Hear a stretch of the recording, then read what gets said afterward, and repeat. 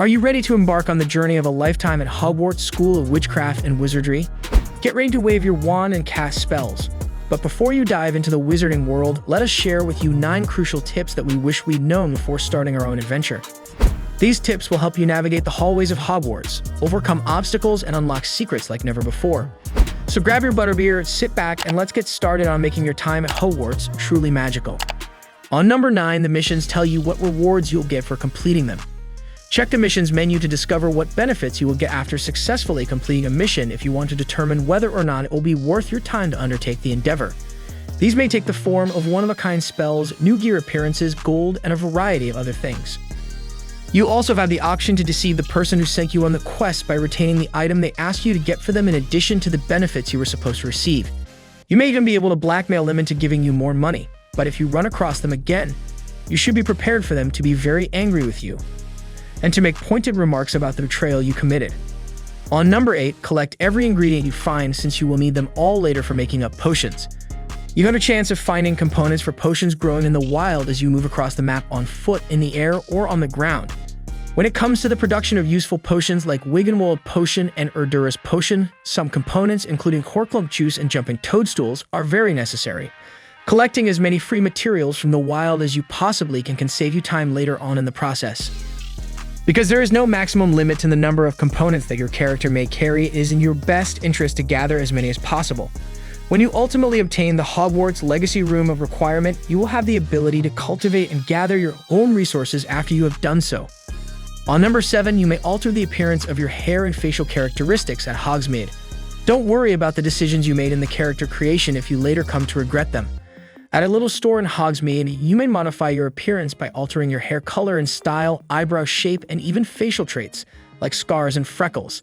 Simply go over to Madame Snelling's Tress Emporium, pay a little charge, and you'll have access to a wide variety of adornments at any time you like. Unfortunately, you are unable to alter your general facial appearance, so you will have to make do with what you have. There is no Polyjuice Potion in your future. On number 6, the eye chests provide a simple and quick method for acquiring cash. You'll come across Hogwarts Legacy eye chests rather early on in the game, and you will most likely be perplexed as to what you should do with them. But much like everything else in the game, opening them will yield you 500 galleons, which is valuable currency. However, doing so will affect the plot in some way.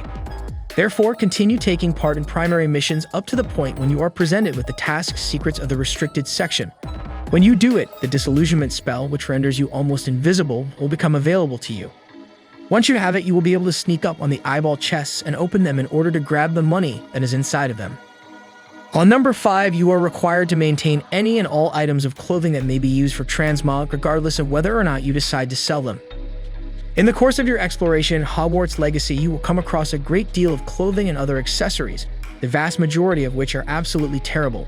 Because the game allows transmogrification from the very beginning, you can customize the appearance of your witch or wizard to have exactly the kind of look you want, rather than having a jumbled collection of whatever your most powerful equipment is at the time. You may change the appearance of each of your articles of clothing by hovering over it and tapping the square or X button. You'll find that you maintain the look of anything you've ever picked up, even if you've sold it. This is true even if you change the appearance of the item. Convenient for keeping that badass appearance you worked so hard to perfect, regardless of the clothing or equipment you're really sporting. On number 4, whenever you see a vendor, make it a point to visit them as soon as possible in order to clean up your inventory and make some money. In Hogwarts Legacy, you are going to obtain a lot of gear, ranging from scarves and hats to cloaks and outfits. However, at the beginning of the game, you will only have 20 gear slots available to store all of the different pieces of clothing that you have acquired. You should make it a habit to sell anything you aren't wearing to the vendors in Hogsmeade or littered around the wider map. This will help you get more Hogwarts Legacy gear slots until you start completing Hogwarts Legacy Merlin Trials, which will give you access to additional Hogwarts Legacy gear slots. If you are in a desperate situation, you can destroy items, but you should try to get the cash first if you can. On number 3, do check your gear all the time to swap and higher level stuff to improve your stats. For the vast majority of the time you spend playing, you won't be able to stop looking for marginally better wizard robes.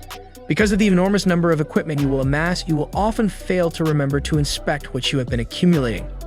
Always make it a point to monitor your progress, since constantly upgrading your equipment will result in noticeable and rapid improvements to your character's attributes. You'll notice a green arrow signifying stronger stats next to items as you acquire them, and a red arrow if it's weaker, so be sure you switch things in as soon as you see them if you have the ability to do so. On number 2, the majority of what you may do is restricted by the primary mission checkpoints. Even if you may desire to go forward in the game to receive your Hogwarts Legacy broom or master a certain one of the Hogwarts Legacy spells right immediately, the game will not let you accomplish anything until it is ready to do so.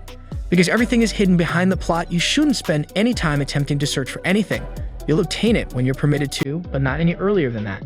On number 1, make constant use of Revelio to unearth previously concealed content and progress through the game more quickly. The ability to see with Revelio is similar to having wizard vision, and it will highlight opponents, objects, and other elements in the environment. It can see past walls, revealing adversaries, treasure, and other items that may be interacted with, as well as virtually anything else that could be useful or desirable. Utilize it often for that same purpose because of how useful it is. It will also make clear the many field guide pages that are available for you to gather and that may often be found in unexpected locations. This is the Hogwarts Legacy spell that you will use the most out of all of those that you will unlock throughout time. That's a wrap on our 9 crucial tips for a successful journey at Hogwarts Legacy. Remember to always keep an open mind, practice your spells, and never give up on your dreams. We hope that these tips have helped you in some way, and that you will use them to your advantage during your time at Hogwarts. Now grab your wand and get ready to embark on the adventure of a lifetime. Until next time, farewell and good luck.